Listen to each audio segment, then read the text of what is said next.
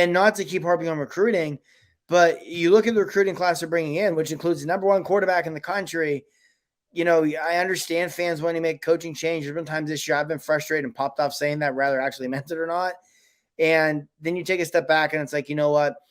Under James Franklin, the one thing this program has lacked, and this is no disrespect to Trace McSorley whatsoever, who's one of my favorite Nittany Lions of all time, and in my opinion, the best quarterback in program history. They've never had that elite quarterback under Franklin. And Drew Allar, week in and I tweeted this last night when some of his highlights from his playoff game in high school popping up on my Twitter feed. So it's getting to the point I'm becoming like irrationally excited about Drew Allar. And it's like, it's hard for me not to either. Exactly. It's hard not to. If you have not watched this film, do yourselves a favor, go check it out. It's Clay, who writes with us over Black Shoe Diaries, also has said this, where to him, he looks at Drew Allar and he sees Aaron Rodgers. He sees Pat Mahomes. Like, maybe that's a bit over the top, but that's how good this kid's talent is. And my thing is, when you have a coach who's had the success Franklin has, and he's finally got that elite quarterback coming in, you've got to give him that opportunity. I think it was on here that I made this comparison a few weeks ago. What if Clemson would have given up on Dabo Swinney as Deshaun Watson was coming in? And it's very similar because next year will be year 9 for James Franklin. And I believe Deshaun Watson's first year starter was year 8 for Dabo at Clemson.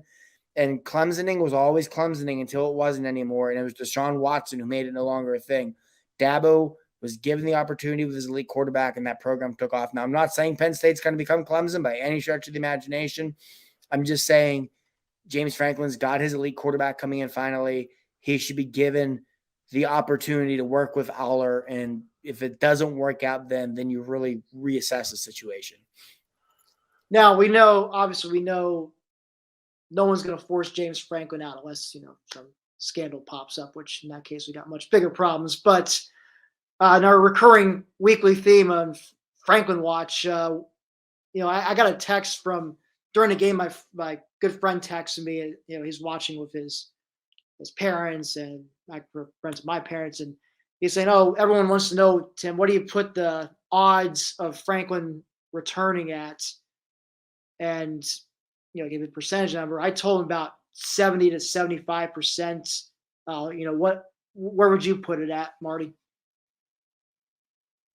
Yeah, I would put it at least that, maybe even higher, honestly. It's just, for me, it's hard to envision a scenario where James Franklin is not leading this program next season.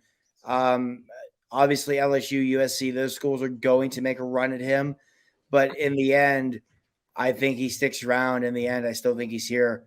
I think the only possible way James Franklin is not coaching the Nittany Lions next year is if things just completely come off the rails and they somehow lose all of their remaining games. And I can't see that happening. I in no world can I see him losing to Rutgers. So, and even then, I think they probably pull out at least one of the Michigan games. But yeah, I think a big part of it too with Franklin is if you go to USC, you're looking at a rebuild. You go to LSU, it's not significant of a rebuild. You're still looking at a rebuild. At Penn State, you're not looking at a rebuild. And as I said, you have your quarterback coming in. You're about to sign the best recruiting class he has signed here. I would definitely put those odds at least 70 to 75%, maybe even a little bit higher. Yeah, I'd say my 70% was probably more of a conservative estimate. Just hedging for the fact that it sounds like he and athletic director Sandy Barber are they seem to be on the same page with regards to getting more the funding he wants. I think it's a matter of them convincing the administration, the president of the university, and who's going to be retiring in June anyway, but convincing the administration, board trustees, like, yeah, we need we need this, the X, Y, and Z, whatever Franklin feels is necessary to, help Penn State catch up to the Ohio States, the Georgias, the Bamas of the college football world. And it's interesting. I mentioned USC, and I think it's I say if Franklin were to take one of the, any of the jobs, I would say USC is the more likely one than LSU. I feel like LSU has its sights set on. I don't think Franklin's as high on their list necessarily. I think they got a couple other big fish they're shooting at, like Jimbo Fisher, and I'm trying to remember the other big name. There's rumors that they were looking at Lincoln Riley. They're trying to make Lincoln Riley say no. So that'll be something to look out for.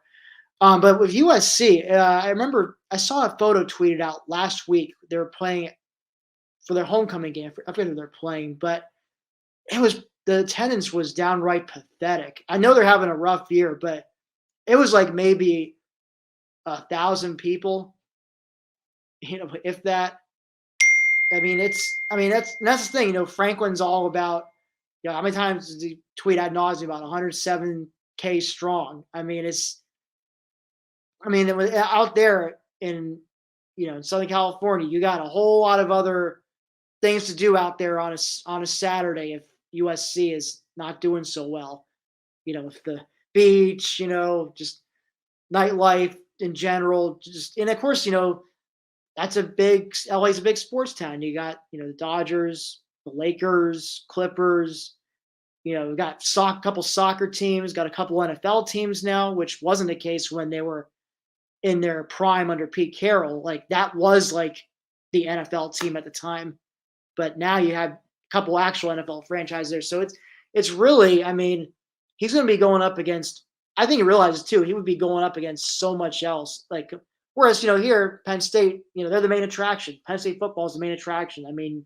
You're 2.5 hours away from Heinz Field. You're probably about 3.5 from Lincoln Financial Field where the Eagles play. So it's, you're the main show in town.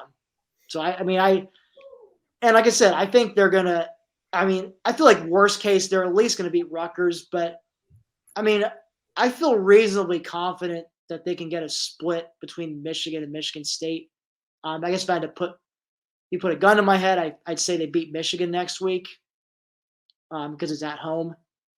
And it would just be kind of funny because maybe they could deliver one more nail to Jim Harbaugh's coaching coffin, which, of course, Ohio State would deliver the final nail. But, that loss to Michigan State kind of, shifted the narrative back to, Harbaugh can't win the big games, and so I don't know. Even if Michigan does beat Penn State next week, I think it's going to come down to the Ohio State game for him. If they can win that, then perhaps they'll take some heat off of him. But otherwise, it's going to be the same old lines about Harbaugh. Yeah, well, speaking of Harbaugh, again, like you said, it's early. If I have the Michigan-Indiana game on here, it's still scoreless. They're now inside 5 minutes up in the first quarter, and Michigan just got stuffed on a 3rd and 1. So those calls might be getting louder as the night goes on.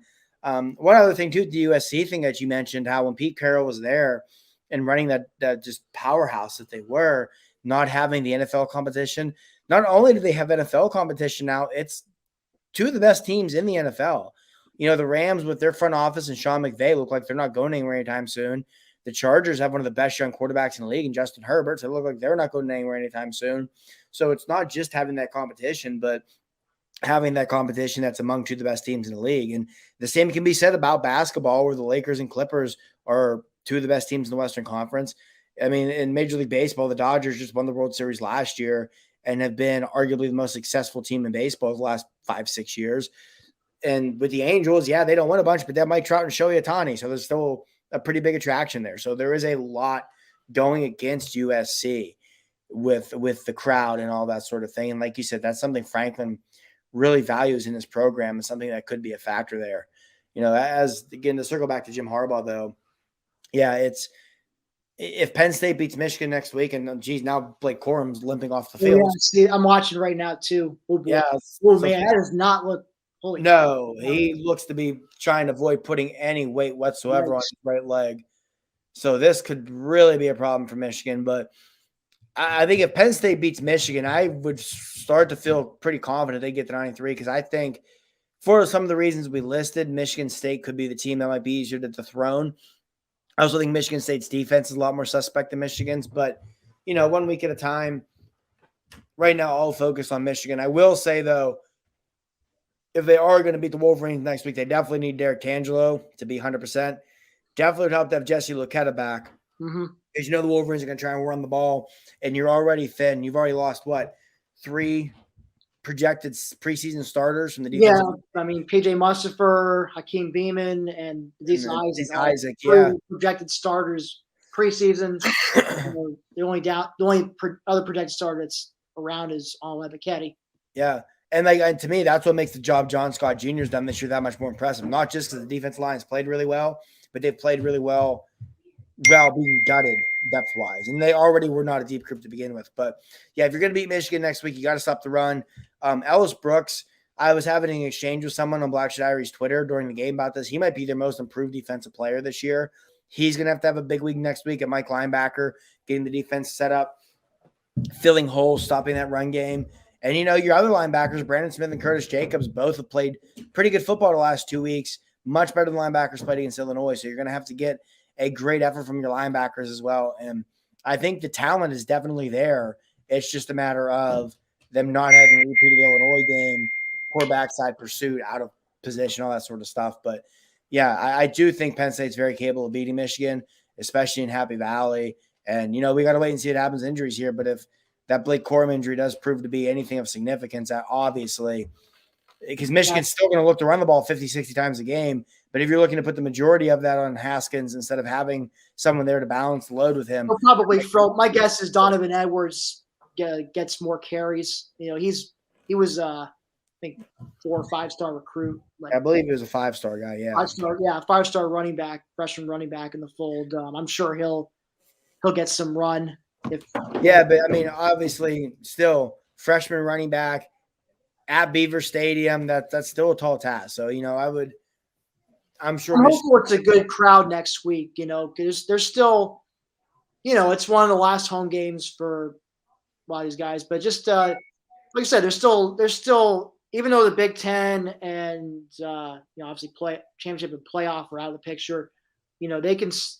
It's at 9-3, and perhaps sneaking into a New Year's Six bowl game is certainly on the table. I mean, if you think about it, they do at 9-3. It means they'll have beaten. They beaten a ranked Wisconsin team on the road. They'll beat a ranked Auburn team in the whiteout. They'll have beaten a ranked Michigan team. They'll have beaten a ranked Michigan State team on the road. So, I mean, I would hope the committee would factor that in and rank. I think it had to be top 12 to automatically get into a New Year's Six. I would think that would be enough to get them maybe around the 12 spot. It depends on your conference as well, because if you have 3 teams from the same conference that are in the top 12 and not in the playoff, it's not a guarantee. But I mean, if Penn State's 9-3, the Big Ten does not have 3 teams in the top 12 at that point, because Michigan and Michigan State are. Honestly, it will help if Ohio State wins out and goes to the playoffs. That frees up that Rose Bowl bid, which, as crazy as it might sound, may not be totally out of the question for Penn State. Because if they win out, Ohio State wins out. You have Michigan, Michigan State, Penn State, all with 3 losses. Penn State wins over them. The Big Ten West champion is going to have 3+ losses. Could very easily be a Wisconsin team Penn State beat. So Penn State at 9-3 very well may be the next highest ranked Big Ten team down to Ohio State if all of this happens, which could land them in Pasadena, which would just be insanity to think about after everything that has unfolded the last few weeks. But obviously, we're getting way out of ourselves. Season you can think of, start off 5-0, you're in the top 5, then your quarterback gets hurt and you don't have any capable backups to hang on to a lead, or you don't have a running game that can help you hang on to a lead on the road. And so then you go into a spiral, lose 3 games, including to a bad Illinois team. Now, maybe they're a little better than gave them credit for, but still, that's a team Penn State had no business losing to. So, to do that, and then if you come back and go undefeated in November, finish 9-3, and it's good enough to get you into the Rose Bowl, or even like Fiesta or Cotton. I mean, it's not Cotton. Cotton's part of the play, but say the Fiesta Bowl. That would be. Like I said, that's kind of like a bipolar season in a way. Go from highest highs to the lowest of lows, and then back up to to a nice New Year's Six high.